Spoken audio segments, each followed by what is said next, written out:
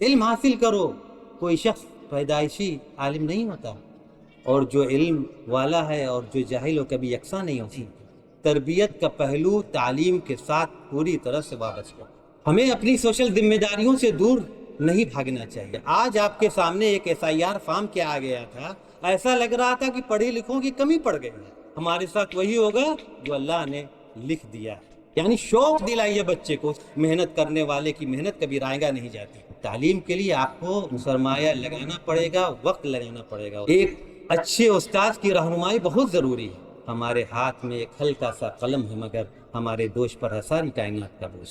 اتنا اس پر پریشر آ جاتا ہے، یا تو ڈراپ آؤٹ ہو جائے گا یا تو وہی ڈپریشن کا شکار ہو جائے گا۔ میں اپنے ماں باپ کے خوابوں کی تعبیر نہیں بن سکا۔ استقامت، جمے رہنا، ڈٹے رہنا، جو آپ نے گول بنا لیا ہے اس پر پوری طرح سے قائم رہنا۔ جس دن سے چلا ہوں میری منزل پہ نظر ہے، آنکھوں نے کبھی میل کا پتھر نہیں دیکھا۔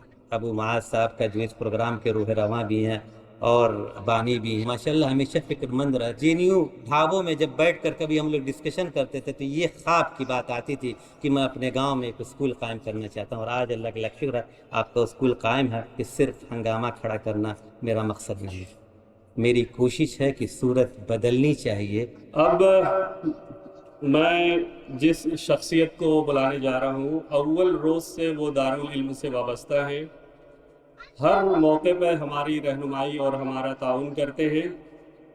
JNU جواہر لال نہرو یونیورسٹی میں ہمارے سینئر تھے۔ میری مراد پروفیسر محمود مرزا الہ آباد یونیورسٹی سے ہے، وہ تشریف لائیں۔ ان دو اشعار کے ساتھ: کانٹوں کو جہالت کے الگ کاٹ کے پھینکو، اب علم کے پھولوں سے نیا باغ کھلا دو، ہے ملک میں تفریق جہالت کے سبب، تم علم کی قوت سے یہ جھگڑا ہی مٹا دو۔ پروفیسر محمود مرزا صاحب۔ بسم اللہ الرحمن الرحیم، الصلاة والسلام علی سید المرسلین سیدنا و نبینا محمد وعلی آلہ وصحبہ اجمعین، اما بعد۔ وابستگان دارالعلم اور باشندگان علاؤالدین پٹی، محترم حاضرین، السلام علیکم ورحمۃ اللہ وبرکاتہ۔ علامہ اقبال کا مجھے وہ شعر یاد آ رہا ہے: دل سے جو بات نکلتی ہے اثر رکھتی ہے، پر نہیں طاقت پرواز مگر رکھتی۔ بہت باتیں ہو چکی ہیں آج کے موضوع کے حوالے سے، بہت دلچسپ موضوع بھی ہے۔ چند احساسات آپ کے سامنے پیش کرنے کی کوشش کروں گا۔ مجھے ایسا لگتا ہے کہ آج سب سے زیادہ جس بات کی ضرورت ہے وہ یہ ہے کہ ہمارے دل میں اس بات کا یقین ہو کہ علم کی اہمیت کیا ہے۔ تعلیم کی اہمیت دینی پس منظر میں آپ کے سامنے ہے۔ آدم علیہ السلام کے حوالے سے ہی وَعَلَّمَ آدَمَ الْأَسْمَاءَ كُلَّهَا، آغاز ہی یہیں سے ہو جاتا ہے کہ اللہ سبحانہ و تعالیٰ نے آدم علیہ السلام کو ساری چیزوں کا نام سکھا دیا۔ شریعت محمدیہ کا آغاز بھی اسی سے ہوتا ہے، اقرأ بسم ربک الذی خلق، اقرأ سے اس کا آغاز ہے۔ لیکن افسوس یہ ہے کہ اگر ہم تعلیم کو اگر سمجھتے بھی ہیں تو جو فوکس ہونا چاہیے، اس کے لیے جو منازل ہمیں طے کرنی چاہیے، وہ ہم کر نہیں پاتے۔ اور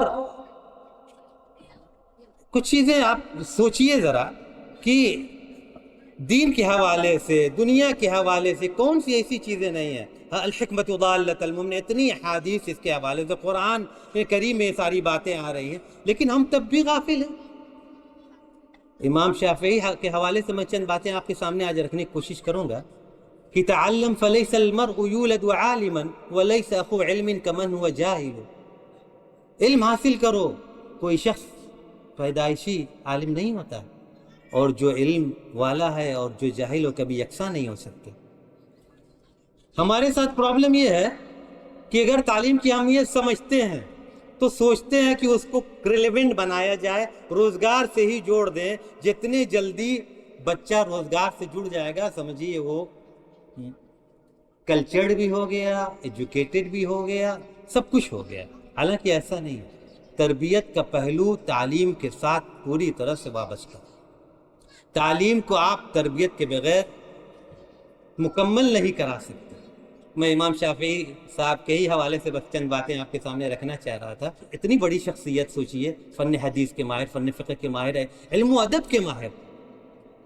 اخی لن تنال العلم الا بستۃ، سأنبئك عن تفصيلها ببيان ذكاء وحرص واجتهاد وبلغة وصحبة أستاذ وطول زمان. 6 چیزیں ہیں اے میرے دوست، اے میرے بھائی، اس کے بغیر آپ علم حاصل نہیں کر سکتے. اور اس شعر میں انہوں نے بیان کیا ہے سب سے پہلی پوائنٹ جو ہے وہ ذکاء، ذہانت کی بات کی ہے. اس کے لیے ریاضت کرنی پڑتی ہے، اس کے لیے خود کی تربیت کرنی پڑتی ہے. آئی کیوز کی طرف لوگ توجہ دیتے ہیں، ای کیو بھول جاتے ہیں، اس کیو بھول جاتے ہیں، اے کیو بھول جاتے ہیں. صرف آئی کیو ہی کام نہیں آئے گا، ایموشنل کوشنٹ بھی ضروری ہے. اگر ہمارے اندر ایموشنز نہیں ہیں تو جذبات اگر ہمارے اندر نہیں ہے تو یہ جو رشتے ہیں آپس کے وہ اس کی ڈوریں کمزور پڑ جاتی ہیں. سوشل کوشنٹ، سوشل ذمہ داریاں جو ہماری ہیں، بچہ یہاں سے پڑھ کے جائے، ماشاءاللہ اس گاؤں کے تو ایسے ایسے ہونہار لوگ ہیں جو ہمارے لیے انسپریشن ہیں. اخیار صاحب تشریف فرما ہیں،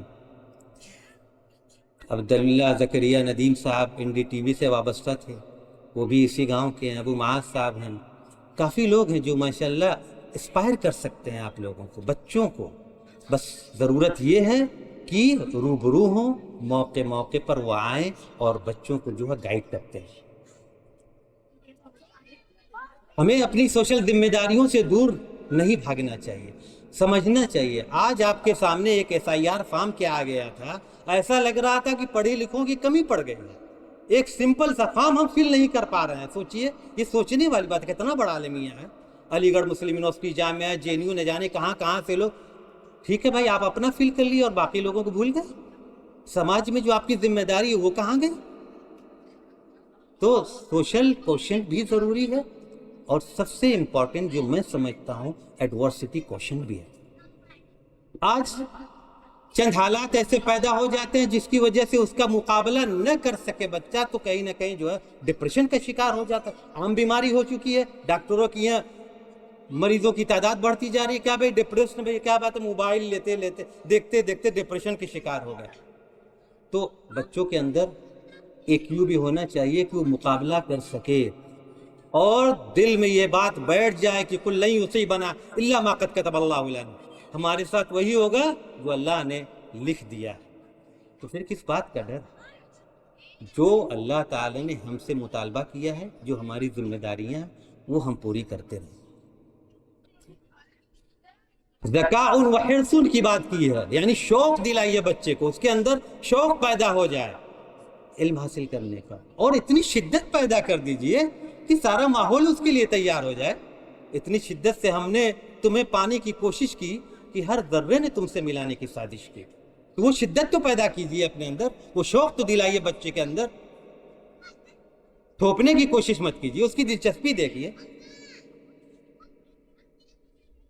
وہ اجتہاد کو مطلب ہے جدوجہد کرنا، محنت کرنا. یہ سمجھ لیجئے لیبر از کی ٹو سکسیس، محنت کرنے والے کی محنت کبھی رائگاں نہیں جاتی. اور اگر آپ محنت کر رہے ہیں تو یقین جانیے اللہ تعالیٰ کے نظام ہے کہ آپ جس چیز کے لیے کوشاں ہیں وہ ضرور ایک نہ ایک دن آپ کو مل کے رہے. بس آپ کو ایمانداری کے ساتھ محنت کرنی. وہ بلغہ مطلب ہے زیادہ راہ، یعنی خرچ کرنے کی ضرورت پڑے گی. تعلیم کے لیے آپ کو نکلنا پڑے گا، خرچ کرنا پڑے گا، سرمایہ لگانا پڑے گا، وقت لگانا پڑے گا اس میں، تب جا کر آپ کو علم حاصل ہے. 5ویں بات جو ہے وہ صحبت و استاد. آج اساتذہ یہاں تشریف فرما ہے. ایک اچھے استاذ کی رہنمائی بہت ضروری ہے. میں یقیناً جو استانیہ یہاں موجود ہیں، اساتذہ جو ہیں، جو مینجمنٹ مبارکباد کا مستحق کا بہترین ثقافتی پروگرام بچے پیش کر رہے ہیں، اور بہترین اساتذہ اور ماہرین سے آپ روبرو کرا رہے ہیں، یہ بہت اچھی چیز ہے اور اسی کی ضرورت ہے. ہمارے یہاں مثالیں موجود ہیں. علامہ شبلی نعمانی صاحب، امام حمید الدین فرائی صاحب، فیض الحسن سہارنپوری سے علم حاصل کرنے کے لیے لاہور چلے جاتے تھے.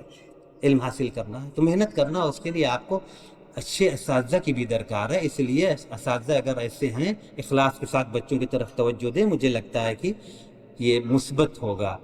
خدا کا شکر ادا کر کہ خوش نصیب ہے تم، اٹھا رکھا ہے غم حیات کا بوجھ، ہمارے ہاتھ میں ایک ہلکا سا قلم ہے مگر ہمارے دوش پر ہے ساری کائنات کا بوجھ.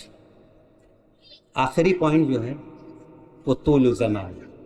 طول زمان یعنی پیشنس کی ضرورت ہے، وقت تو لگے گا. اب آپ سوچتے ہیں کہ فوراً ہم جلد باز بہت ہیں، بچے کو بھیجا، کیلکولیٹ کیا اتنے سال میں وہ ڈاکٹر بن جائے گا اور اس کے بعد میں تو ریٹائرمنٹ لے لوں گا، میرا بچہ کمائے گا۔ نہیں بھائی، وقت لگے گا، تھوڑا سا صبر کیجئے، پیشنس بہت ضروری ہے۔ صبر اگر ہمارے اندر نہیں ہے تو سمجھ لیجئے کہیں نہ کہیں جو ہے آپ بچے کو مجبور کر دیتے ہیں کہ آخر تک اتنا اس پر پریشر آ جاتا ہے، یا تو ڈراپ آؤٹ ہو جائے گا یا تو وہی ڈپریشن کا شکار ہو جائے گا، میں اپنے ماں باپ کے خوابوں کی تعبیر نہیں بن سکا۔ محترم حاضرین، 3 پیس کو اپنی زندگی میں اتار لینا چاہیے، ایک پیشنس ہے، ایک پریکٹس ہے، ایک پرزیورنس ہے۔ 3 پیس اس لیے میں کہہ رہا ہوں، پیشنس آپ کے سامنے ہے، پریکٹس بہت ضروری ہے، practice makes a man perfect, اور پرزیورنس کا مطلب ہوتا ہے استقامت، جمے رہنا، ڈٹے رہنا، جو آپ نے گول بنا لیا ہے اس پر پوری طرح سے قائم رہنا۔ جس دن سے چلا ہوں میری منزل پہ نظر ہے، آنکھوں نے کبھی میل کا پتھر نہیں دیکھا۔ محترم حاضرین، میں ایک مثال آپ کے سامنے پیش کرتے ہوئے اپنی بات ختم کروں گا۔ میں عربی زبان و ادب کا طالب علم ہوں، تو ایک زبان کے سیکھنے کے لیے جو مجھے محسوس ہوتا ہے کہ یہ ضرورت ہے، اور اسی طرح سے انسان بتدریج سب کچھ سیکھ سکتا ہے، وہ یہ ہے کہ سب سے پہلے وہ سننے کا عادی بن جائے، غور سے سننے کا عادی بن جائے، بولنے کی کوشش کرے، غلط تلفظ ہوگا، غلط باتیں ہوں گی تو بھی وہ شامل ہے اس کی پریکٹس میں۔ اس کے بعد پڑھنے کی کوشش کرے، لکھنے کی کوشش کرے، یہ چاروں کے بعد سوچنے کی کوشش کرے۔ اگر اس زبان میں وہ سوچنا شروع کر دیا تو یقین جانیے وہ زبان اپنے آپ اس کے سامنے کھڑی ہو جائے گی، اور ہاتھ جوڑ کر کھڑی ہوگی، آپ جیسے چاہیں میرا استعمال کر سکتے ہیں۔ محترم حاضرین، کون سی بات کہاں کیسے کہی جاتی ہے، یہ سلیقہ ہو تو ہر بات سنی جاتی ہے، تو اس لیے زبان بہت ضروری ہے۔ میں ایک بار پھر آپ سبھی حضرات کا شکریہ ادا کرنا چاہتا ہوں، ابو معاذ صاحب کا جو اس پروگرام کے روح رواں بھی ہیں اور بانی بھی ہیں، اور ماشاءاللہ ہمیشہ فکر مند رہتے ہیں۔ اسٹوڈنٹ لائف سے جے این یو کی گلیوں میں، ڈھابوں میں جب بیٹھ کر کبھی ہم لوگ ڈسکشن کرتے تھے تو یہ خواب کی بات آتی تھی کہ میں اپنے گاؤں میں ایک اسکول قائم کرنا چاہتا ہوں، اور آج اللہ کا لاکھ شکر ہے آپ کا اسکول قائم ہے۔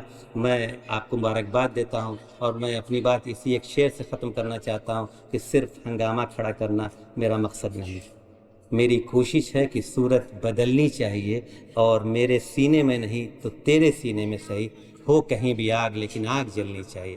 بہت بہت شکریہ، والسلام علیکم ورحمۃ اللہ وبرکاتہ۔